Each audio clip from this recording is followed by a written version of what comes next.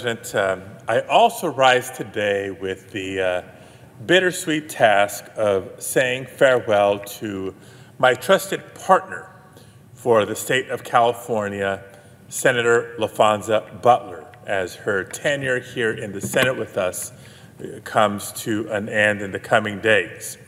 You may recall that just over a year ago, Senator Butler was appointed to serve alongside me here in the United States Senate.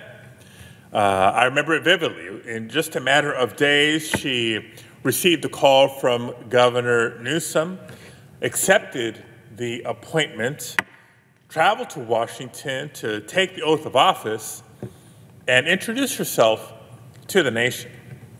Now, that alone is a tall task for anyone. Imagine to be called upon in such short notice to serve a state of nearly 40 million people. But it's another thing entirely to be asked to also, in the process, fill the shoes of the legendary Senator Dianne Feinstein, a titan of California politics and the U.S. Senate, who served with such honor and dignity and grace for over 3 decades. Not to mention that she carried on her shoulders the fate of a narrow Senate Democratic majority. It literally rested on her appointment and willingness to serve. But as I think back and reflect on that moment and her decision to say yes, it takes a trailblazer to fill the seat of a trailblazer. And LaFonza Butler was certainly no stranger to high stakes. She knew it and proved it as a union organizer fighting for workers all across the nation. She knew it as the one-time president of California's SEIU Local 2015, representing members of California's largest home care and nursing home workers union. And she knew it as president of Emily's List, all leadership positions that she held prior to joining us here in the Senate. So once she did join us here in the Senate, it was no surprise to me that she hit the ground running.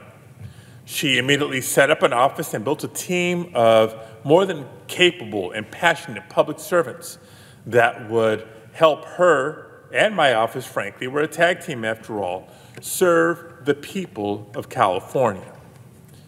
And imagine, as she began to navigate the complex Senate procedure to effectively represent Californians, she was also learning in the early days how to simply navigate the halls of the United States Capitol with the help of the legendary Alex Baldonado, I might add.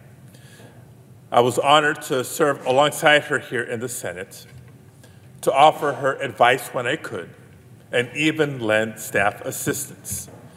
And in the year that's followed, I've been proud to work with her nominating and confirming historic judicial nominees to the federal bench, to fight for critical disaster funding for Californians and the relief that we just passed a few minutes ago, and working to protect and conserve our cherished public lands, and so much more. But through it all, Senator Butler worked to also lift up the voices of all Californians, including through her Youth Advisory Council, empowering young Californians to get involved in the civic process. So to Senator Butler, let the record reflect that it's been an honor to serve alongside you these past 14 months. And while we will miss you here in the United States Senate, I know that your work is far from over and that our partnership will continue.